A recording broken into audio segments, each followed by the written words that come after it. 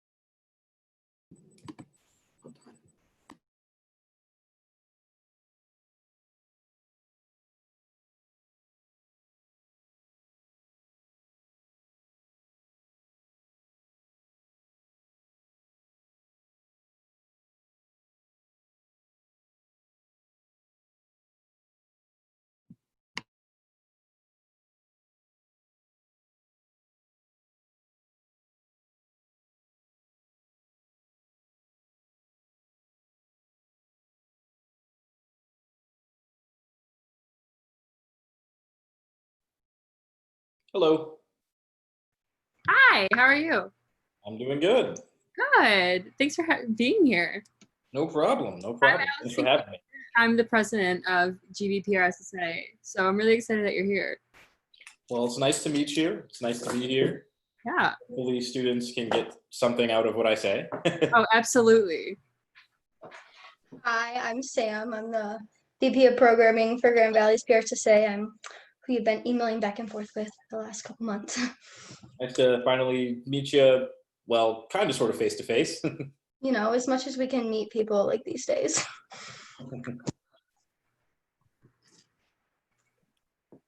Hello, nice to see you all. Sam, thanks for the invite.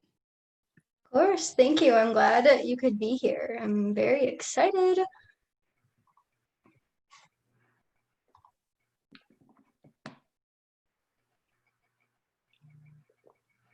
I'm just going to fill up my water bottle before we get started.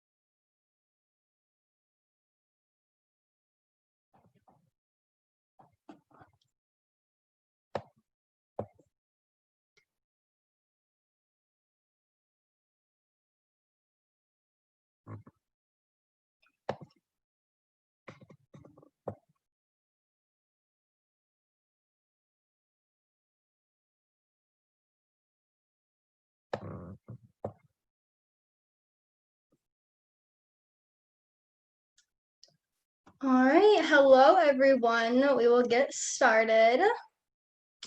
Welcome to the first panel for PRSSA Reimagined.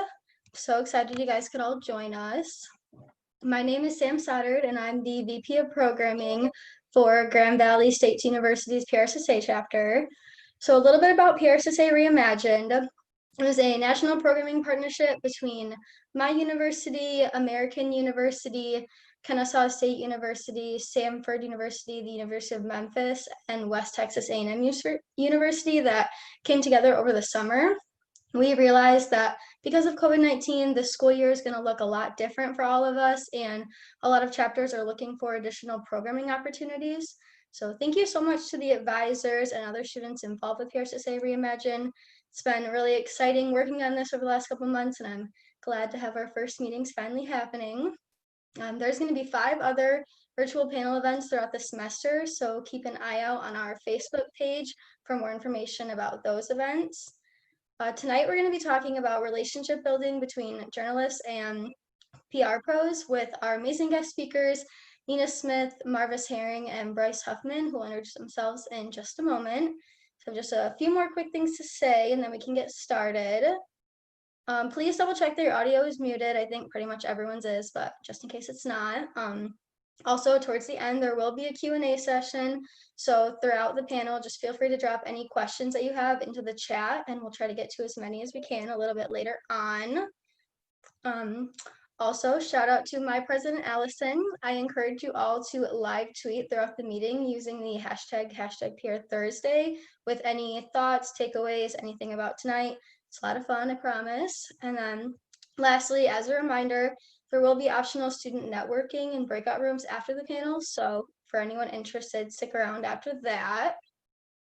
So with all of that being said, Nina, would you like to start with introducing yourself? Sure. Thanks again for having me, and really excited to be here with all of you all tonight. Just in terms of my background and a quick introduction, I've been in politics and communications for the last 15 years. Had the pleasure of working for a governor in Maryland, Martin O'Malley, for about 5 years. Worked for Maxine Waters on Capitol Hill on the Committee on Financial Services as her press secretary. Also did some work in the Obama administration at the U.S. Small Business Administration. I've done PR and been the publicist for TheRoot.com. In addition to starting, launching, and ultimately leaving and launching my own firm focused on the progressive movement. So I've done work with Black Lives Matter, the Movement for Black Lives, Indigenous Environmental Network, She the People, et cetera. So a number of organizations in that regard. And then most recently, I was traveling press secretary for Mayor Pete Buttigieg this past primary. So I've just been in politics and particularly political communications for a long time, but I've also done some branding work outside of that. And so really excited to be talking with y'all tonight, and I'll stop there. Thank you, Nina. Marvis, would you like to go next? Sure. Hello, everybody from Louisville, Kentucky. I am Marvis Herring, and I graduated Grand Valley in 2013, and right now I'm working a job in Louisville, Kentucky. If you don't know, obviously a lot of national news happening here right now with the Breonna Taylor protests going on, as well as some of the other issues within LMPD, officer-involved shootings as well.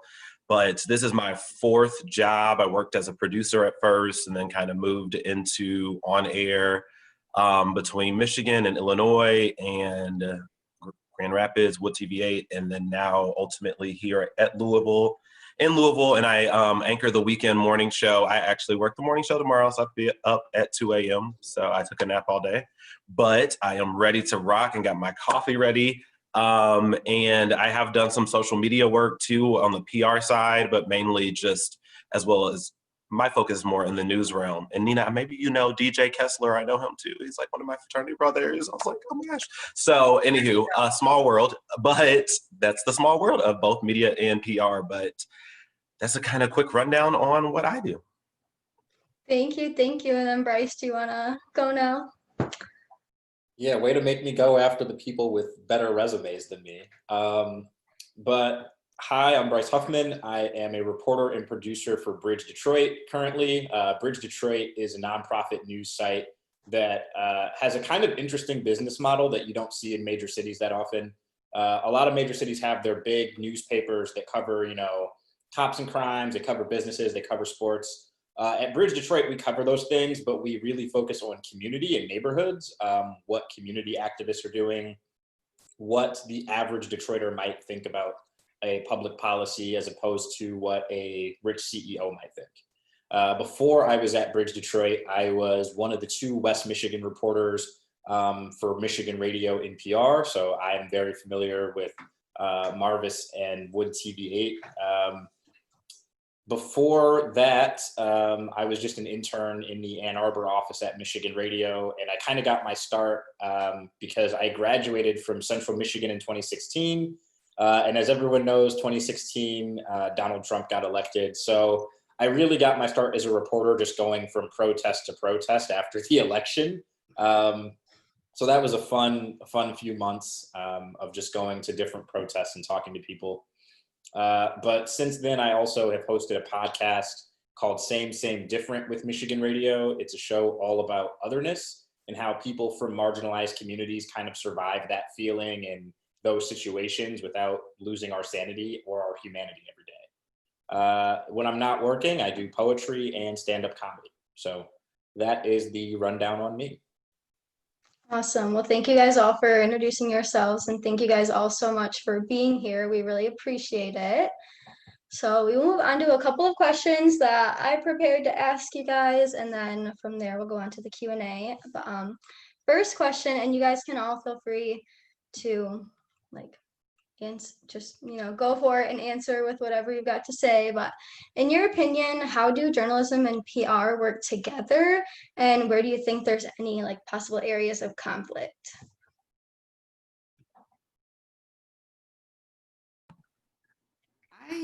I can speak to that a little bit. Just in terms of PR and journalists, we're both trying to tell a story, right? And like any storytelling, there are 2 sides to it, right? There's your side, the other person's side, and both. For PR, we have a certain angle and approach that we're taking to it. With journalism, there is a mandate for objectivity. And so as we're trying to tell these 2 stories, there's a particular thing that PR folks are trying to get accomplished. And then there's certain things that the journalists and the media outlets trying to accomplish. And generally, they're just trying to tell a story that you know, is most accurate. And generally, we're trying to make sure that they are reporting on the most, on certain angles of a story. And that's how I see it. And I think I kind of going back off of that, agree completely. I know even when I did the podcast with Emma a little bit ago, I was telling her I had just had an incident with a PR person who didn't like how the story came out that I wrote. And I was like, I mean, I don't care. I don't work for you. So I know the facts were right. It was about a school, it was a Christian school in town. I really shouldn't be talking about my own job right now, so keep it on the low. But it was about a Christian school in town, and they had invited the media for talk to a specific teacher, to be there at a specific time, to be there at a specific day, to showcase how great they were with online learning. And only, you know, a portion of the school was using it, and everybody was going back to work or going back to school. And he wanted the story to be, look, even though there's a pandemic, our students feel safe enough because they're coming back to school. But come to find out, you know, I got a bunch of calls from some sources that were like, you know, my child has diabetes, my child has an autoimmune disease, and they still have to go to school because the school only capped it at 100 students of 3,000. And so I'm like, I asked him 3 times, you know, why is it only 100? He's like, that's just who they thought. And so when I talked to this woman and find out she's crying and begging the school to let her child learn from home, and they're telling her, you know, too late. My headline was, you know, despite pandemic, this Louisville Christian school caps attendance. And he was like, oh, I don't like the word despite. I mean, I was like, is there a pandemic? He says, yes. I said, despite that, are you capping it? He says, yes. I tell him, I'm at another story. I'm about to interview somebody. If you don't have anything that's incorrect about my story, I gotta go. So, and you know, that's honestly, like, I have made a lot of friends in Grand Rapids as far as like Spectrum Health and, you know, Adrienne Wallace, she knows I love my PR people. she doesn't know some of those same people I was smiling with. I have called out or I have ruffled their feathers. You know, I have broken stories that, you know, I wasn't getting confirmation from police, but I confirmed it elsewhere. And people have called me and said, you know, that doesn't make us look good. And as Nina said, we have basically the responsibility of being objective. You know, news is in this big microscope right now, as is PR, but, you know, we don't have that room to let our opinions seep in. So I might even just come in and say, this is how the school year is operating at the school versus look how great it is that only 100 students stayed at home. At the very least, I'm going to say, take a look at how this is operating instead of this is so great because every other school is operating from home. Jefferson County is one of the top 10 school districts mass-wise in the whole entire, you know, country here in Louisville. One of the worst districts in the country too. And they have 100,000 students learning from home. They've gotten hotspots. This is a private school that people are paying and they don't even have the opportunity. So I presented the story. Now, when I first started reporting, I felt a lot worse about it. I went home like, oh, they're gonna sue us. I'm gonna be fired. But like now I think about what is my responsibility as a journalist. And I can sleep at night because I was letting myself lose too much sleep over doing my job. So that's my little soapbox. I can definitely relate to that one, Marvis. The way I see it, journalists are trying to tell a story to the public about whatever truth they find. PR practitioners are trying to tell a story to give a very specific message about the candidate, company, or school, or whatever they work for. And a lot of the time, we're actually on the same side. A lot of the time, PR people will help me find out where to get good information.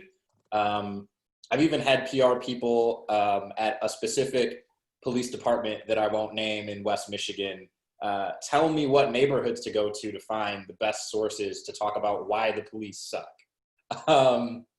And I've had PR people get mad at me for little things, interviewing someone who doesn't like them. You know, sometimes I get PR people calling me upset that I didn't phrase something the way that they liked, even if it was the truth. So I think part of the tension comes from we just have different objectives. But if we're talking like person to person, not necessarily journalist to comms person or journalist to PR practitioner, normally we're people who really do see eye to eye on a lot of stuff. So yeah, there are going to be some clashes because of that difference.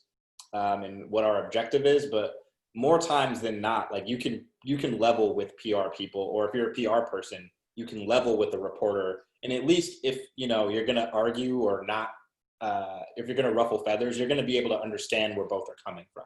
That's right.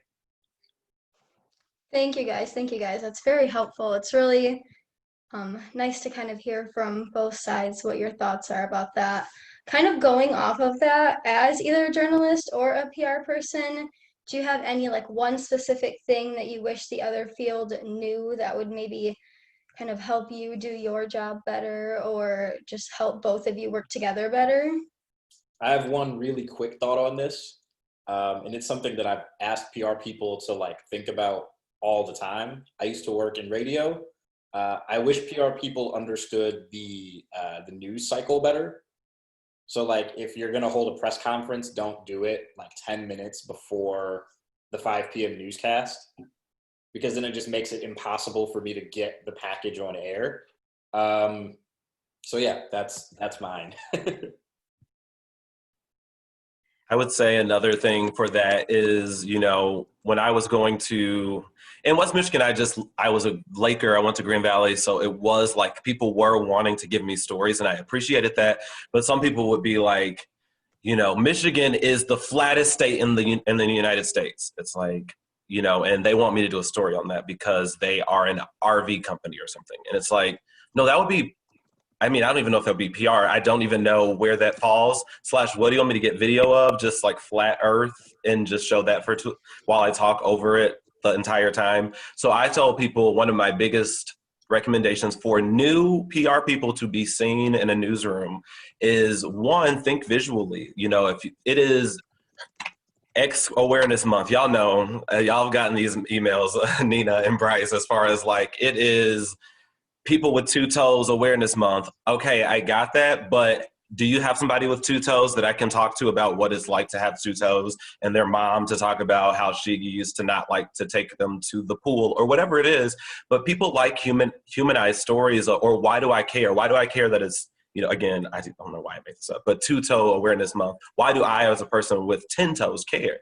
And so I think you need to think about, why do I care?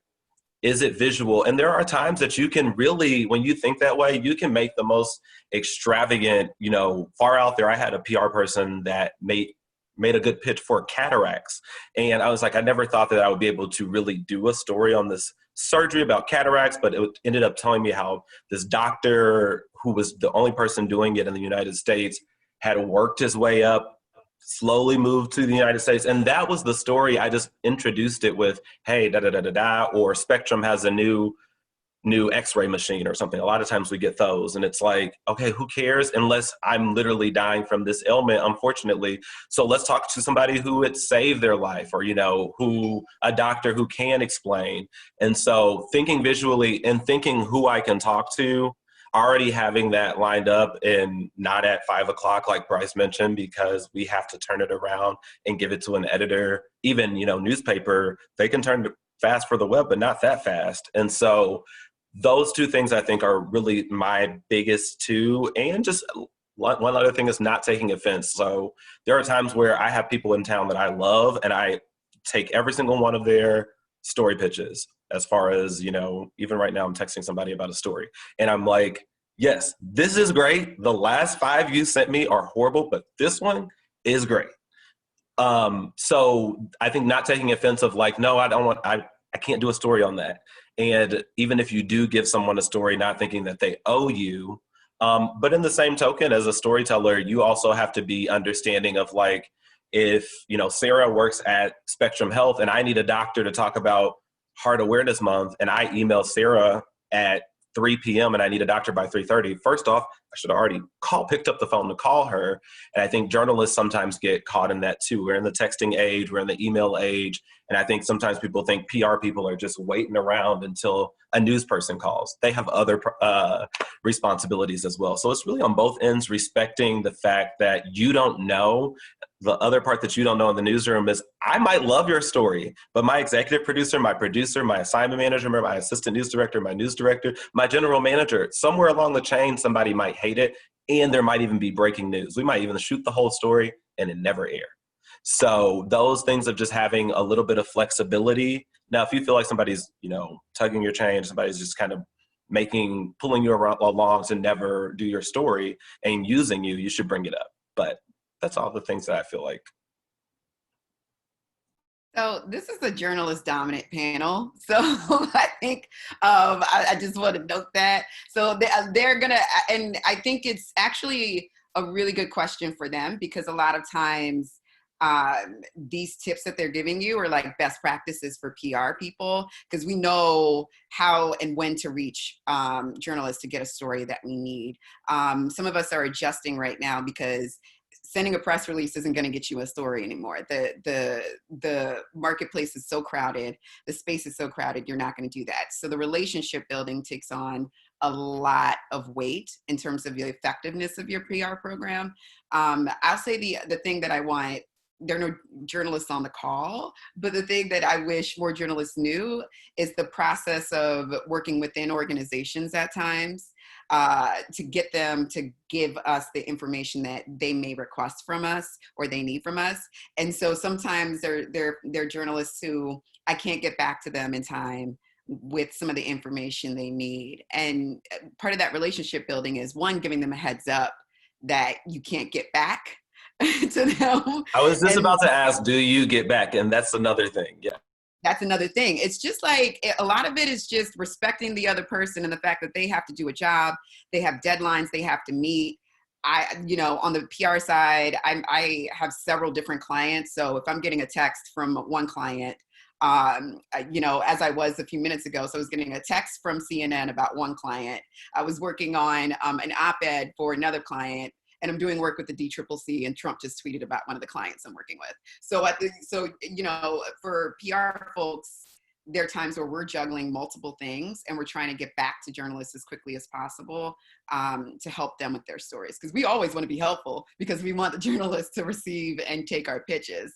And so I think that part of how we become a resource and building relationships with reporters is just communicating as much as possible when they're asking you for information, and planning. So the PR plan to make sure that you're not inconveniencing them is essential. And I think that's really helped me a number of times over the course of my career. If I'm trying to place a big story or have a big debut in a campaign launch, that's a part of the entire process. And just to piggyback for 1 second, one thing she was saying that they need to make sure they're communicating. I think journalists too need to realize that even what she was just talking about, Nina saying she has these clients, sometimes your client might be a healthcare provider and then a restaurant. And it's like, what do you mean you need something about this? And, you know, we had a reporter that started pretty new in the newsroom when I was at Wood. And they were just like, I mean, they are not getting back to me. I'm like, this person covers the African American Museum, the Graham, and it's like, you know, and this is also a crisis management communications. I mean, I don't know what Nina does, but I don't see anybody giving you a statement like that, you know, and we've been in crisis in Louisville with the protests and stuff. We know the mayor's not going to get us a quote in time, certain times. So we may not even run the story. We may give him an hour plus to get a quote to us, just because it's like, I can't go on the air and say, Bryce said Mayor Fisher is the worst person alive, and we have not even heard back from the mayor. You know, we contact him and we haven't heard back. He could have been in a meeting. You know, there's just, you have to give some people some leeway. And I think the other part of communication is if, you know, every time I call Nina, I'm missing my deadline or I don't get it, I might call her on a day off and say, you know, hey, what's the best process? And are you the right person? When I was in Wood, I knew Andrea Finnegan. I don't know if anybody in here knows her. She's amazing. I love her to death. She is the best. I wish she was here in Louisville so I could have her stories. Anyway, a lot of times I would text her to confirm little things with Spectrum that really weren't in her realm. And I think someone in here asked like a boundary to cross, and I never wanted to cross that boundary. So I always asked like, hey, I can go through Bruce, the top dog. Now there was one time where someone was literally alleging something heinous in the ER. And I knew that was not her. She covered women's health, cancer, and, you know, bone x-rays or something. I knew that was a different person, and it was crisis communication. I need to go to the top dog. But there was a point where a producer was like, you know, text her and just see if she, you know, confirms it. And it was like, even if she were thinking like, no, I'm not going to even leave room for that. Now, there are times where I'm like, hey, you don't have to answer this, but this is on the record. But there are little things like that where you're respecting, you know, I can't keep asking if somebody leaves a campaign or somebody leaves a school district or a sheriff's department. A lot of people do that with police sources that aren't police anymore. You know, they keep hitting them up and it's like, no, they've retired, let them retire. So I think really just looking at both sides and respecting and then asking how you can better respect it is how you build those better relationships. Thank you guys. Thank you guys. Okay, so I'm gonna kind of switch gears here with this question, but this was something I was interested to hear you guys' thoughts on, and I thought maybe some other people. I didn't know if you guys had any media relations software or tools that you utilize or recommend PR students familiarize themselves with. I know personally, like at Grand Valley, with our media relations writing class, we learned about Cision and kind of got familiar using that. But I don't know if you guys had any thoughts on Cision or had any other recommendations for things that we could start learning about how to use. I'll say on the PR side, Cision, I have been using Cision since 2013.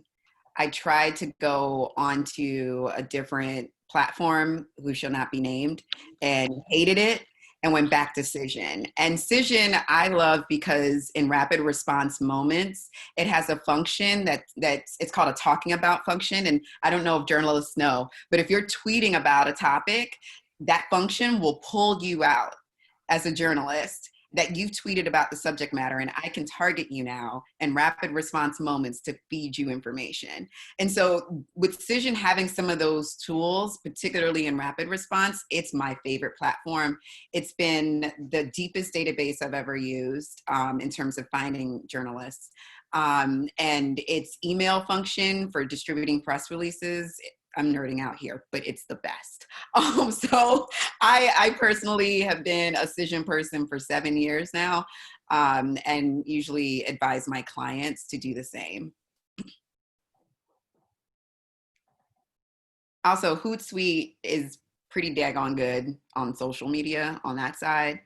They have an Instagram post function, etc. And it's very user friendly. So if I'm looking at two tools, those are the two main tools that I use as a PR professional.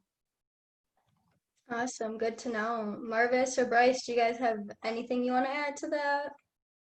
I If not, guess it's okay. being familiar with all that Google has to offer because it's free. I communicate almost entirely through Google Docs with my team. Like if I write a story, I just send it through Google Docs and let people comment on it and rip it to shreds. But the software that I use the most is probably Adobe Audition. I don't know how many of you ever have to edit or do anything with audio, but if you ever do, let me know and I can help you with some little tricks in Adobe Audition that will definitely save you some time.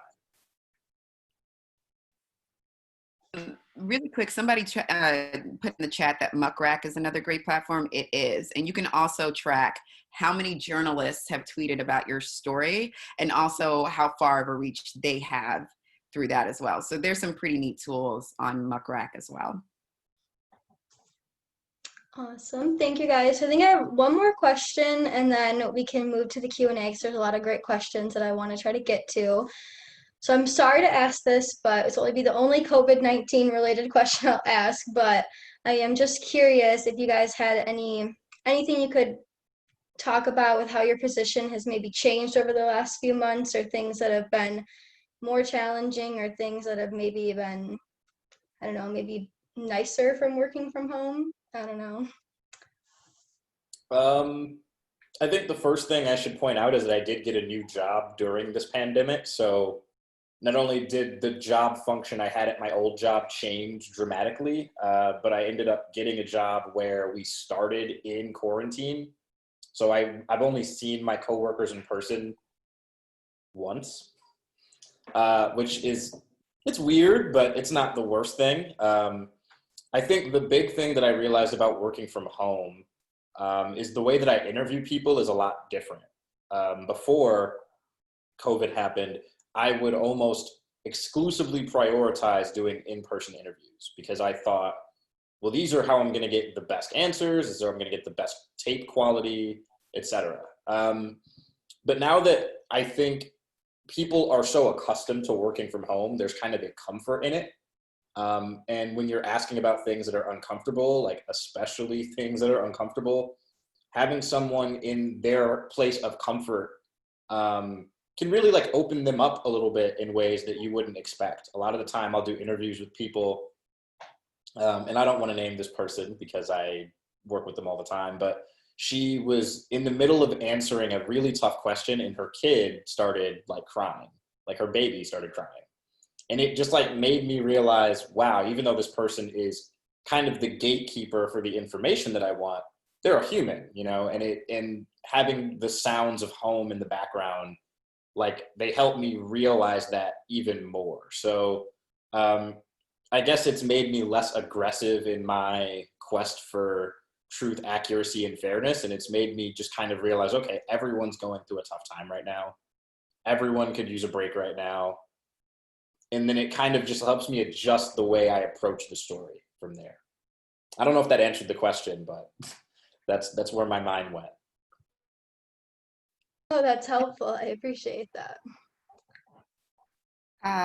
Definitely I know for me, COVID started right after I got off the campaign trail. So I left, where were we? We were in Selma with John Lewis right before he passed in March. And so flew to South Bend and then to California and then came home, and basically did COVID from my mom's house and was trying to figure out what I was going to do next. Because once you finish a campaign, you're unemployed. I was on the road as a traveling press secretary 6 out of 7 days a week. So I didn't have a house. I was living in my mom's house, and I spent the majority of COVID in my mom's basement trying to figure out how to find a job and, you know, what I was going to do next, where I was going to be. So I ended up moving during COVID across country, and I moved to LA. And just kind of picked up my life. So COVID has been a new experience. It's been interesting experiencing COVID in a new place, trying to support clients that are 3 time zones away. So that's been a very interesting adjustment for me. In addition to no longer being able to go to in-person events as often, I have done a lot of protests, and it definitely feels different to be working on the back end of things and not in the streets doing a lot of the work that we used to do. A lot of times they want us to stay back and do our work from behind our computers and not necessarily be on site. So that is different. So those are some of the things that have really transitioned for me.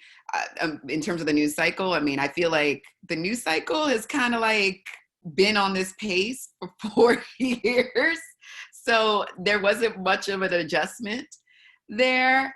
Things have been flipped on their head. So I think everybody's just been in a mode where, particularly on the PR advocacy side, of just being constantly on our toes and ready to be in crisis or rapid response mode. So that doesn't feel different. For me, just a couple quick things. Sorry, I have to take a couple quick calls. But one, when this all started, like everybody was just like, what's going on? And I was like, yeah, there's no way this is going to affect me. I'm a journalist. Like, I'm going to have to keep going to work. And then eventually we did work from home for a little bit. I worked from home for, I think, 4 days. Most reporters here worked home for a little bit. But I actually was asked to make the code of command of how you can work from home. And I had only been here for 3 months. So I was like, I don't even barely know the EMPS system that we use, some of the systems that we use, some of the, sorry, trying to follow this court case. I apologize for that. But some of the things like that. And we were working from home. I had made a voicing booth in my closet. And so basically though, I still had to go out because there was news definitely happening. We had like a doctor had right by my house choked this girl that was not wearing a mask. And it was like, I would go meet a photographer, we'd shoot it, I'd shoot a recorded stand-up, and then I would dump it on my computer, come home, write it, voice it, Dropbox it. Then she would FaceTime me and let me watch it. And then I would approve it or make any changes. And then she would send it to the newsroom. And really with that, we had to speed up. I mean, I had a new photographer that I knew she needed at the very least when we were pre-COVID, an hour to edit. There are some editors here that I will work up until 5, 10 minutes, 15 minutes before I'm going live. And I'm like, sorry, I needed more time to write. They're good and it looks amazing. But I knew she would need a little bit extra time too to upload it.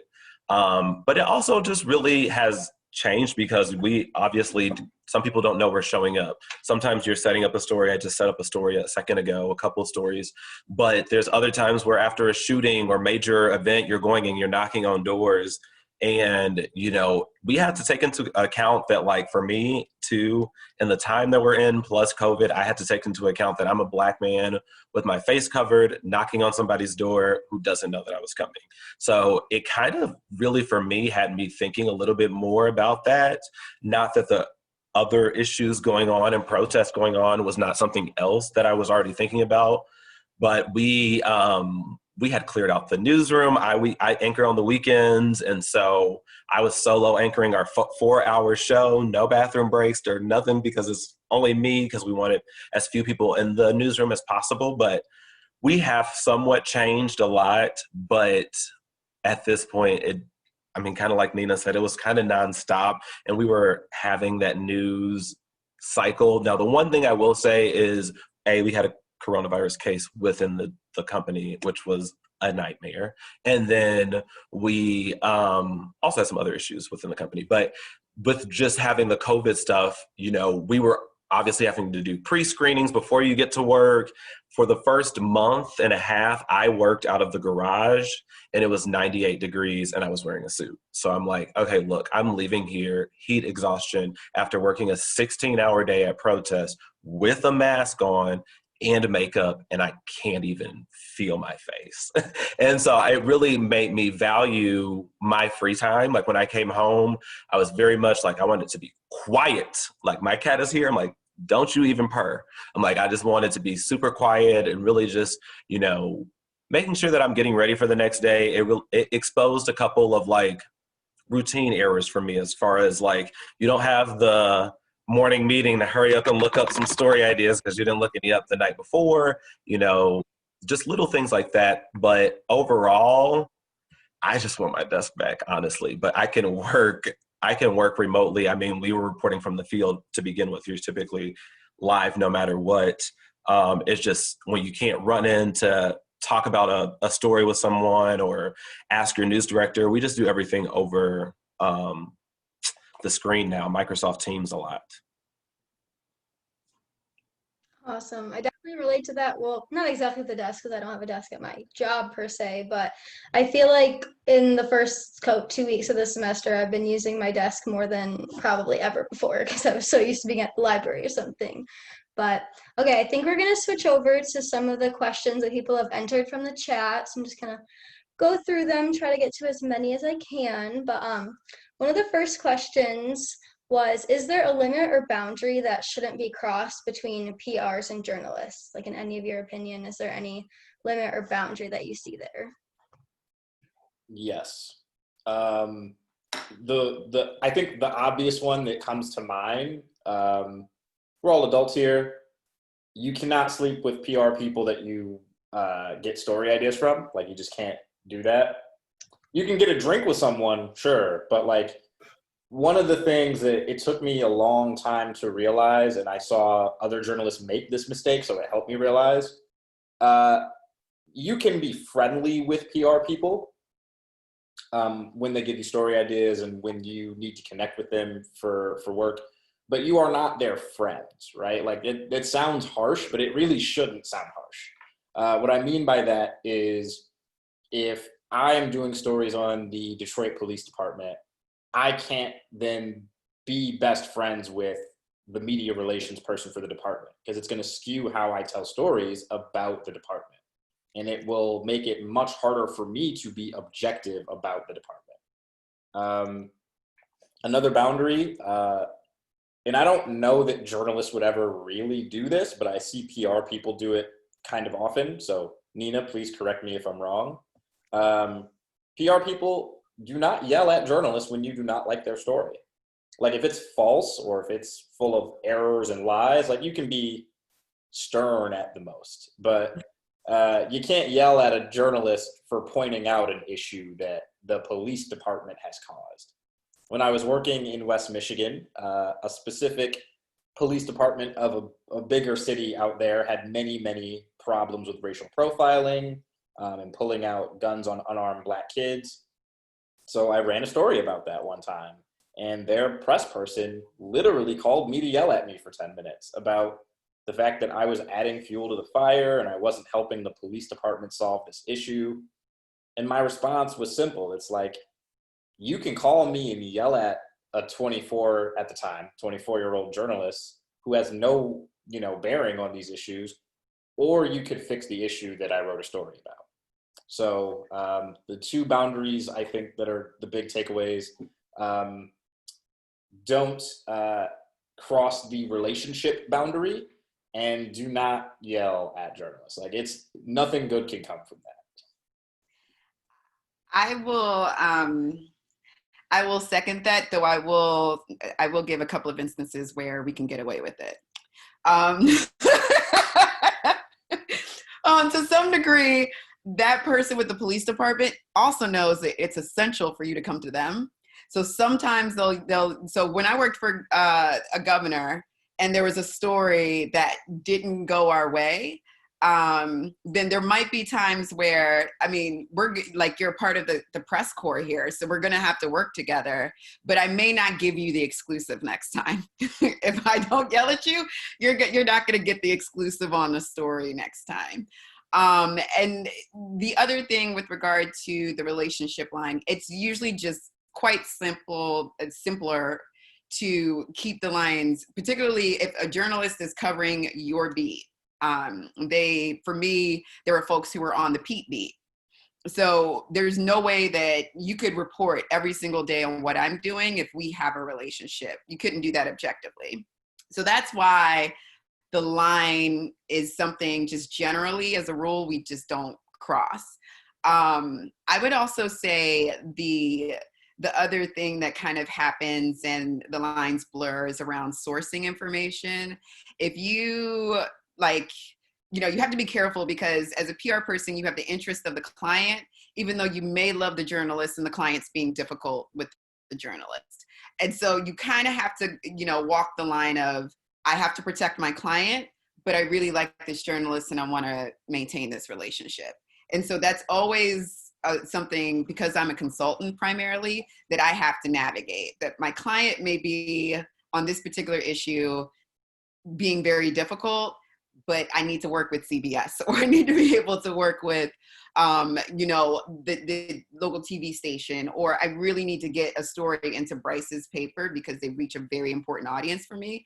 I have to make sure that, okay, I'll shoot a text offline and be like, I'm dealing with some things here. So if you could just keep in mind that I'm trying to work both sides and I'm just trying to do my job. Generally that mitigates the situation, because the journal's like, yeah, I understand. I have to deal with editors, or, so again, that relationship building saves you in so many tight, uncomfortable situations. But also maintaining professionalism is good. And I say professionalism in the crossing the line of sharing information or, getting into some sort of intimate situation. But outside of that, I get beers all the time with reporters. Because we're human beings outside of all of this. And so if you're going to have any type of fraternizing, I would suggest doing it after hours. Otherwise, consider any conversation you're having before 5 p.m. to be a possible background or off the record sourcing conversation. And they'll often pay for you because that's kind of the positioning that they're giving to their editors to justify being at lunch with you. So those are some of the things that I've learned in addition to what Bryce and Marvis have already pointed out. Awesome. All right, so the next question, I know you guys kind of mentioned earlier that people don't necessarily send out press releases or media kits all the time, but if you were to get a media kit or even a press release, what is something that would catch your eye or make you feel more inclined to cover the story or the events? I guess this one's kind of more for the journalists, but from the PR side, what would catch your eye coming from them? I think it's a number of things. So these are going to be some of the things that I think it's thinking it through. When you get a group text, you don't treat it the same as when you get a personal text. And so I feel like that is kind of how I go about really my email. If I, first off, if U of L Health Hospital is having the first man to ever, break an arm or something like that, whatever, get it fixed by a robot. And it's okay, that's great. And they have a one-on-one information, but it's kind of okay, well, they sent this out to everybody. It'll probably be a vote side or a quick reader in the story or in the show. This isn't going to be my main story for the day. But just in general, even if it's an event, things like that, there are hundreds of thousands. I saw some people from Kennesaw State. In Georgia, that is a fast news market as well. Atlanta is a very hot news market down there as far as fast pace. I'm sure CNN's down there.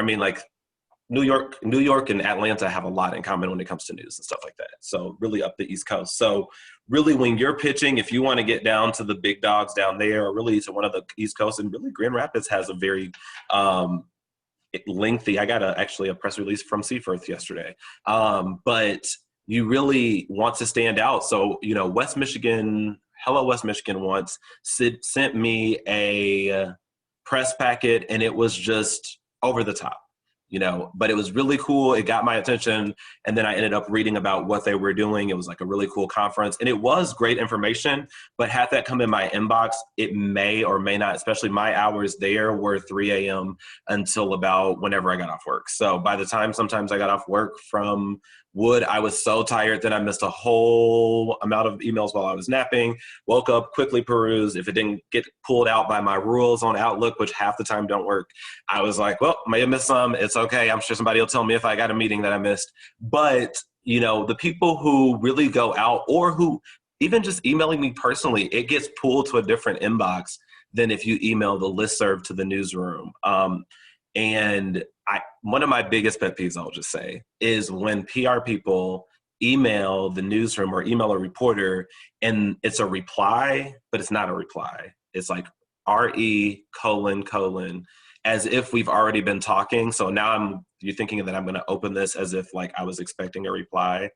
And I'm like, that's such an outdated PR practice. And honestly, it's just humiliating to me of you're telling me that I'm stupid, that I'm like, oh, I must have forgot that I was emailing someone about world's biggest cookie. But really just trying to narrow your messaging, even if it's a short email, you know, hey, we have this coming up. We have this coming up on this day. There will be this, and this there. Really, if you have a certain time you wanted to talk to this group of people, let me know. I can get you in contact with them. Or even if you want me to send you some more information, I really could. You know, I really respect any PR person that's going above and beyond, whether it be politically or for political campaigns, or just for people who have independent accounts or a restaurant. You know, I really respect that, especially in the age of COVID. I have a friend that before this really helped me a lot with getting stories when I first started here. She lost all of her clients. She was a small grassroots PR firm. She lost all of her clients. And, you know, while I felt bad for her, she pitched this one story 25 times to me. And I was like, no, not timely. Doesn't make sense. No. And the 25th time I was like, oh, I need a restaurant. And she's like, hey, I have this restaurant. I'm like, perfect. I'm coming to you. Now there are a billion restaurants in Louisville, but it was like, you know, I respect that you were not pushing it on me, but you were being consistent. But, you know, just little things, being authentic, not being, I mean, you're going to have to be fake to a point, but like, don't be too fake. You know, reporters are real people. PR people are real people. So it's like, you know, be a real person and, you know, ask if you have sent 10 press releases and they haven't gotten covered. Instead of keep doing what you've always been doing, just ask, you know, what happened? And one big thing in Louisville in the age of COVID is people including a link, or, hey, there will be a downloadable link of video, especially campaigns, because they're like, look, we already have a soundbite with Mitch McConnell. Look, he got it perfect. He looks good. He has his makeup on. You can't see the wrinkles. And so they probably want us to take their Dropbox. And if we can't make it to Frankfurt that day, it really does help us. And we really end up really getting the best of both worlds, because we needed the coverage and we covered it for you.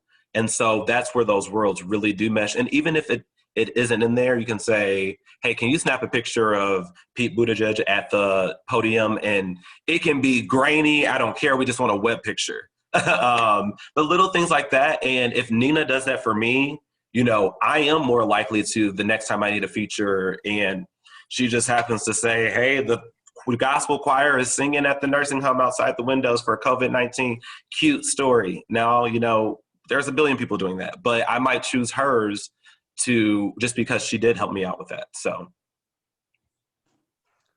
Awesome. Well, okay, I think we have time for a couple more questions. I wish we could listen to you guys talk all night. But I have one question for Nina. How is your role as a press secretary different from other PR roles that you've held? And do you have any tips on how to get into political PR? Yeah, I'll start with the latter first. In terms of tips for how to get in, I started out as a communications assistant. So I was writing letters for program books for the governor. And I started out doing that. And particularly in political communications, you do start out doing that sort of grunt work. But I I enjoyed it, right? So on the writing side, I was writing program books. On the other side, I definitely, the research and stalking reporters and finding their information was like, I love a good list building exercise, and I love tracking what stories reporters are working on. So that's something that definitely I enjoyed initially. And if you can showcase those skills as an intern to me, I'm going to start giving you more projects. I may even start to give you things that you can project manage to move along. So I would say volunteering or finding communications internships or press assistant opportunities to get your foot in the door is usually how things go in political communication specifically. In terms of what a press secretary does, it really depends on the department. So for instance, when I was press secretary for the Committee on Financial Services, there was a communications director, and between the two of us, I really enjoyed the media relations side, and the press secretary is the primary face for dealing with reporters and feeding them the information, and the primary primary spokesperson responding to reporters. So that's why a lot of times the White House press secretary is standing at the podium. They're the primary spokesperson for the president on that issue for that daily briefing. So that's the difference between a press secretary versus a communications director, who is usually setting strategy, setting the messaging, trying to integrate whatever the organization's goals are into the actual PR program. So we're helping the organization achieve their goals or the candidate win their race. But generally, that's how the communications departments are split up. I've had situations where I've been both press secretary and comms director, which can be a lot. And then my specific function, even on the campaign trail, was different because I was a traveling press secretary. So I was responsible for anything that's going to Pete. I would either advise him on it or I was arranging the media around it. So there were times when, if Marvis was doing that 3 a.m. shoot, there'd be times where I would be out there staffing the candidate for that 3 a.m. shoot. So that's generally the different functions, and how press secretaries show up is usually a function of how the department is shaped. But generally they are the primary interface with media. So talking to reporters, talking a lot of crap to reporters sometimes, gossiping, exchanging information, but that's generally what that's about. Awesome. Thank you, Nina. All right, to wrap things up, I was hoping the three of you could just maybe give, for all of us who are, going to be graduating like this year or next year pretty soon, any advice that you have for entering into the career field. And I think I was the most recent graduate of us. I graduated in 2016, so my advice is probably going to be not as adequate as theirs, because they're coming from kind of a grander perspective of, distance from college. But I think if I wanted to tell 2016 Bryce anything, you got hired for a reason. You have ideas, you have skills. You're not perfect, but you're in this position for a reason, and you need to realize that. So often, I think when I was first coming out of school, I thought of myself as a student still. I thought of myself as a kid around people who had been in these fields for 30, 40 years sometimes. But I think what I lacked in age and experience, I made up for in curiosity and passion. I wasn't doing this because, I was running a routine that I had done for 40 years. I was doing these stories because I really wanted to, and I wanted to do more. So my advice, if you have ideas, pitch them. These news outlets, a lot of them depend on having good, talented young people who have ideas that maybe they're too seasoned to think of. So, trust your instincts and learn from the people around you. You're going to be in positions very soon where you might have been the top dog at PRSA on your campus, but you're going to be freshman all over again. And that's okay, because as a freshman, what did you do? You experienced some new stuff. you learned, you made some mistakes, and you know, you got better. So don't get discouraged from that. You know, it's just part of growing up, I guess. But yeah, pitch ideas for sure. Otherwise, you will never get a cool podcast like I got. I'll just add to that. Don't be afraid to embrace failure. I have learned so much from a bad pitch and the feedback I got. And it's made me so much better. I have anxiety. And so the way I'm a hyper anxious person. So when I get anxious, I'd start doing more work to relieve my anxiety. And that's how I make myself feel better. And so knowing that I have that function, I tend to try to look at failure as something, oh, okay, this is going to make me even better. So I'll look like, okay, that didn't work. Okay, it's going to make me so much better. I'm going to kill it next time. And that's the thing about PR. There is always a news cycle. There is always going to be two-toe person month. There's always, you know what I'm saying? Like you're always, because news is constant, stories need to be told. So don't give up, keep at it. So it's kind of a piggyback to Bryce's, but in terms of viewing it, embrace failure because it teaches you so much about yourself, the situation, and you know, what's happening around you in terms of the story in the world. I was going to say the same thing, like embrace failure and seek feedback because, you know, a lot of times in the real world, you don't have an advisor. You don't have the Adrians coming in to be on the Zoom. You may not have anybody. You may be told, for example, we were told to watch this diversity training. And, you know, there was no one that really followed up on, did you watch the diversity training? And it was just like, you're held to that standard of now, do you know what to do? Or there was security training. I have a bodyguard, you know, that goes with me now to stories. And, you know, did I grab the bodyguard? Did I look at this? Did I follow the right proper situation? If things go sour, do I know what to do? So, you know, even with what Bryce and Nina were saying, my first job really up until recently, I doubted every single thing. People would be like, oh, I love their story. I'm like, oh, no, it was, well, it's college people. I'm like, no, it was a piece of shit. Like, you know, and I mean, it was that, you know, abrupt of like, I just really didn't think I was accomplishing anything. Like, I was just like, this person is better than me. I should have used this word. Why did I say, you know, those memes that are always like, I'm still thinking about how I said here in third grade. Like, I just was just like, why did I say 24-hour news A? I should have said 24-hour news A. No, you know, like whatever it is, you know, it's live. And also, with both jobs, I mean, PR, you're going to see and you're going to get the angry customer. You're going to see the scandals and the allegations and the lies. You know, people are going to lie on you, whatever field you're in.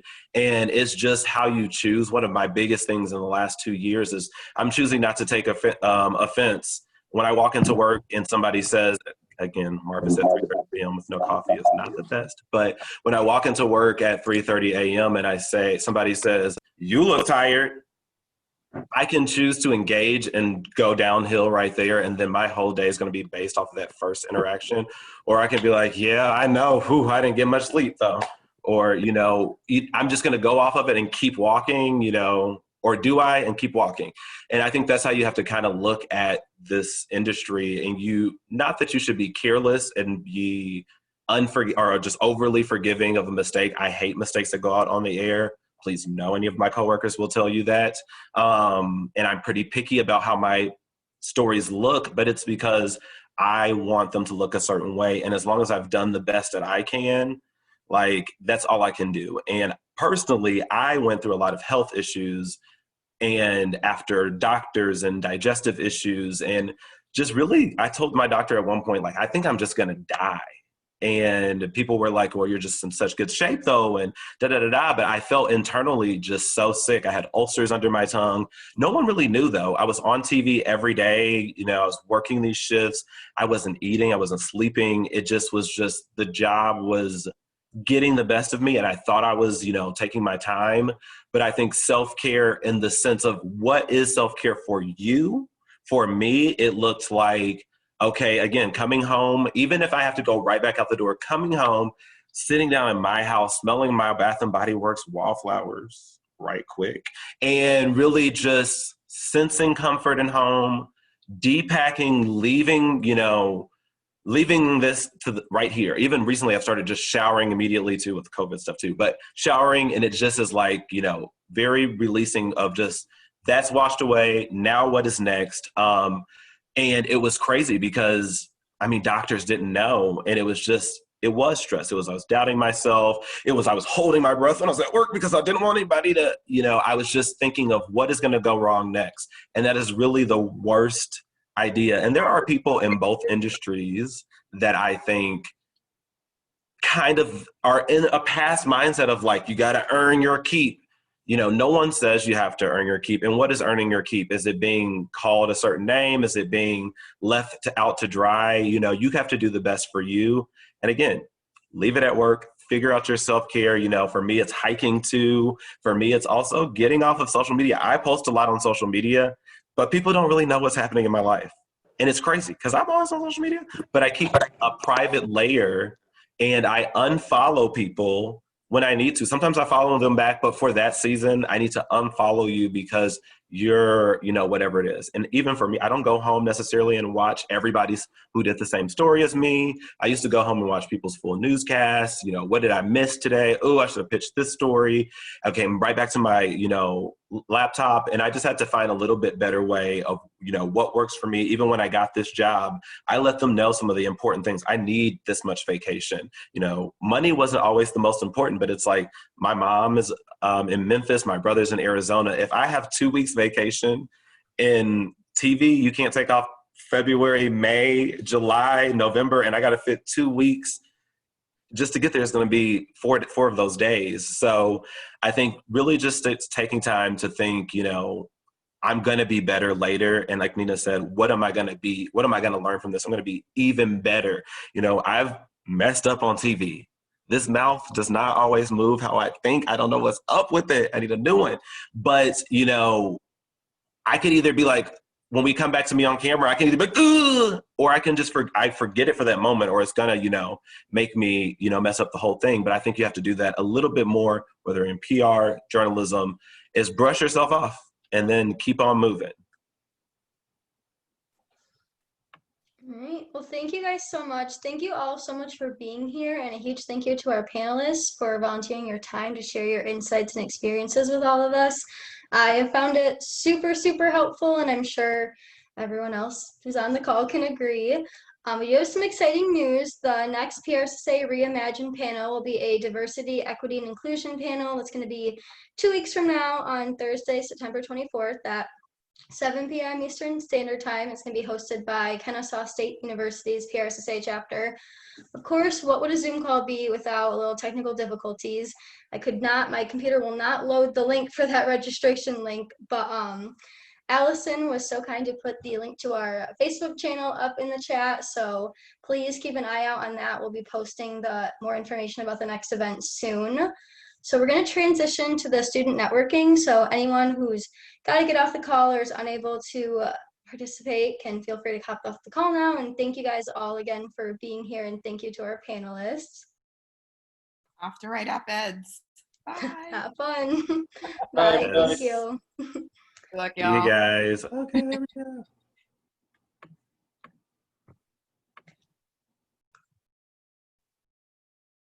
All right, everyone. I'm going to give everyone a second if there's anyone else who's getting off the call. So I've never done the Zoom breakout room thing before, so give me just a second to figure that out.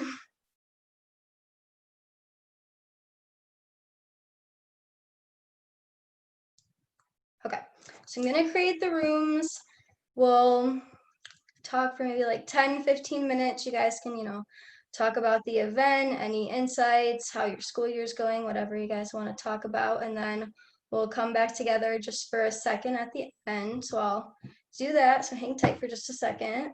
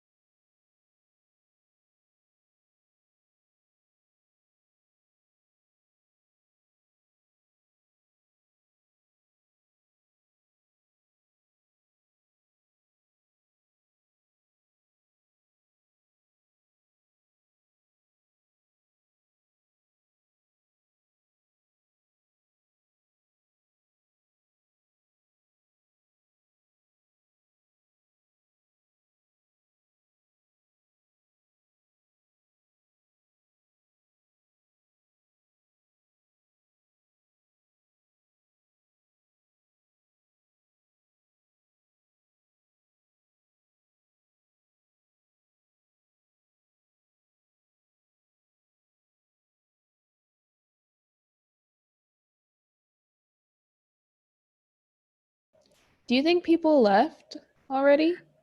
I think so. I don't know why no one else came back. I thought we were, Right. but I don't know. I'm not sure. yeah, I don't want to leave, but Right. Oh, wait. oh, this okay.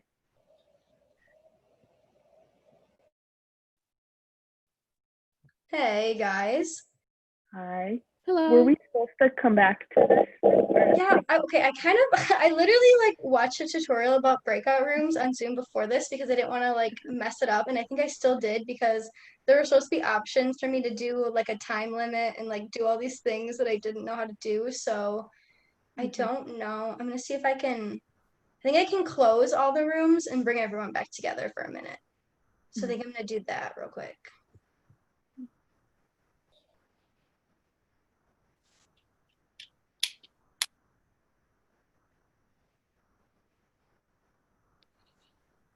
I'm on mute. I can't. I just realized that. Okay.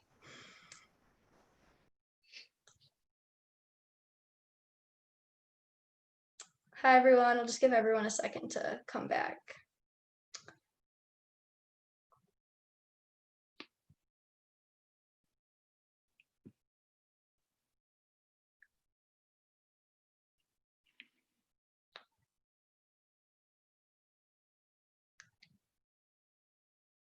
Okay.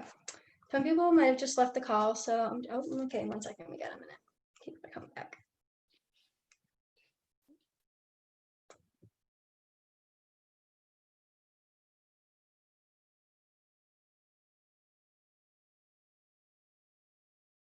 Okay. Well, I just want to end by just thanking you guys for being here. Thanks for participating in the networking. Hope you guys had some fun, got something out of that. We'll try to do kind of something similar to that at the next couple meetings because I don't know, I think it's fun to be able to talk with other people, especially because, can't go to PRSSA Icon this year. Tears, very sad. So this gives us, at least some way to get to meet some people and talk with other people. But yeah. Well, thank you guys all again. Hope you guys enjoyed this, and we'll see you in 2 weeks for Kennesaw State's panel. So yeah, bye you guys. Have a good rest of your night. Bye. Great job, Sam. Thank you. Good job. Thank you guys. Nice job. I'm so proud. Thanks. I know I just looked at my phone. I was like, oh God, I have so many messages. Yeah, I'm sorry. That was So good. of me. No, it's okay. The amount of times that I messaged Allison and I meant to message the chat during that meeting is great. You feel good about it? You feel good? I do. I feel, well, I'm like sad that it's over because that was really fun, but I feel relieved now that it's over. I feel like hyper now because I was like I nervous. feel like it's like when Christmas is over. You know what I mean? Like, Yeah. I'm like, oh. okay, I have a I new know. thing for us to do when I know. I felt like I could literally listen to them talk for the whole night. They were so. Yeah, it was great. You So did a great funny. They were job. great. You did a great job researching and booking, and I'm very proud of you. Thank you. Thank you. You're welcome. How do we save this chat? Let's see. There's a file down below that says file. Okay, yeah. That's to like add a file, I think. If you press those dots, it says save chat next to it. I don't know what that does. Not that. It just wait, hold on. I also have a rumor that the moderator of the Zoom will get an entire transcript of the chat sent. I don't know if that's. Oh wait, I think I got it. I think I got it.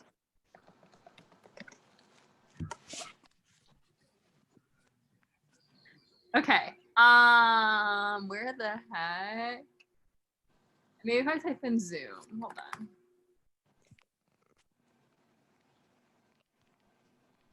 Okay, wait. I think it's that. Where did it go?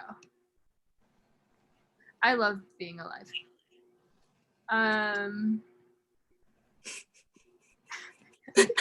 Swear. Okay, I got it. Okay, so we're good. We're good to hang up whenever. All right. Well. Yeah. Bye. Bye, guys. I'll Bye. see you later.